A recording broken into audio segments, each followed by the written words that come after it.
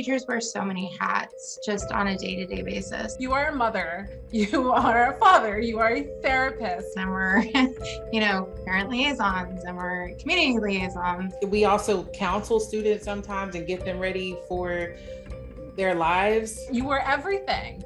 You put on every hat that there is, every hat that can be worn. Prior to COVID, teaching was difficult, but there was a lot of checks and balances, which made it manageable. Last year, I kept hearing from folks like, oh, you just have to accept that you're not really going to be able to teach this year.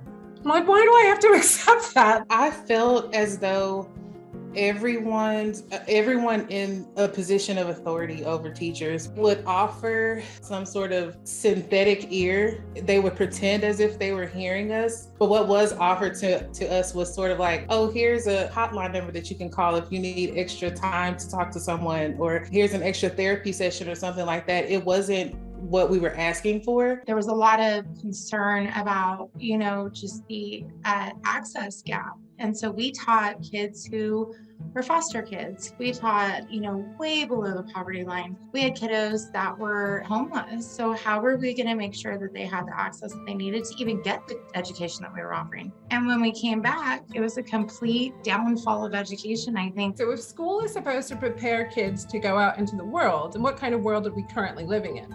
It's pretty darn volatile.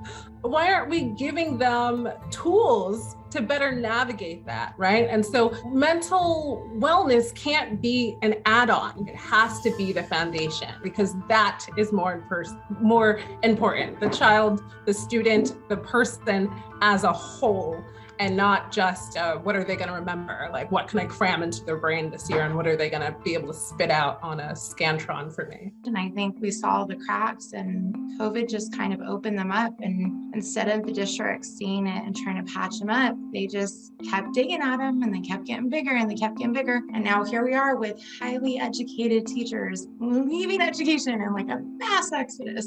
It was too much. I just started having like anxiety attacks back to back for a week, and I was like, I just can't like sacrifice my mental health anymore. When I quit, I had a realization of everything that teachers had to go through. It wasn't really this last straw moment. I found myself in a negative headspace. I would say about 90% of my time as a teacher, and I just didn't like that for myself. When I quit, I felt relieved. I felt so much better. I feel like I can be a better wife, a better friend, a better sister, because I have more of myself to pull from. It's like that you can't serve from an empty cup, and the cup was broken. It was probably a solid 2 weeks before I finally took a deep breath and went, oh my gosh, I actually quit. There was a point when I wanted to leave the teaching profession and just never ever returned to it, but I thought about how teaching has been a passion of mine since the first grade, and that's really what brought me back. I don't know if I would ever go back to teaching. The pandemic was really traumatizing. Every teacher that I know got into teaching because we love kids.